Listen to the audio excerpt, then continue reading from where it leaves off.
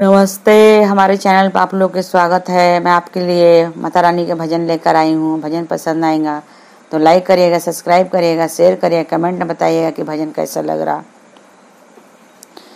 कहनी में शीतला बयार हरदम झुरु झुरु बहे। कहनी में शीतला बयार हरदम झुरु झुरु बहे।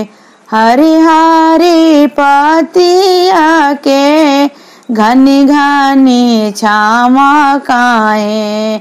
हरी हरी पतिया के घनी घनी छावा काहे।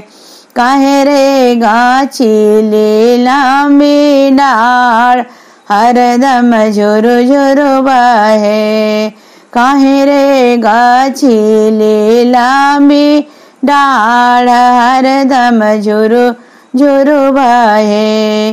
काहे निमिया शीतली बयार हरदम झुरु झुरु बहे। काहे निमिया शीतली बयार हरदम झुरु झुरु बहे। निमिया के पेड़वा में बसली शीतला मैया। निमिया के पेड़वा में बसली शीतला मैया। यही खातिर शीतली बयार हरदम झुरु झुरु बहे। यही खातिर शीतली बयार हरदम झुरु झुरु बहे। काहे निमिया शीतली बयार हरदम झुरु झुरु बहे। काहे निमिया शीतली बयार हरदम झुरु झुरु बहे। हरी भारी पतिया से दुखवा दूर पाती जाई।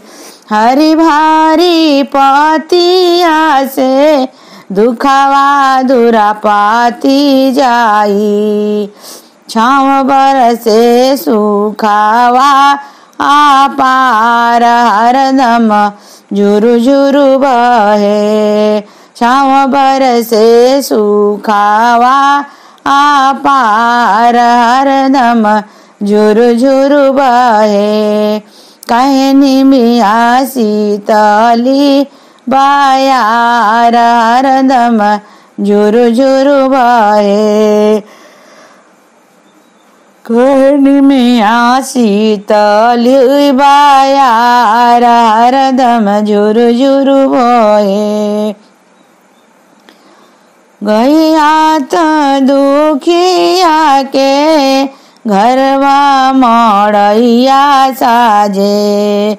जड़िया त दुखिया के घरवा मड़ैया साजे। सुखी हो तो भी रोटी के यादा हरदम झुरु झुरु बहे।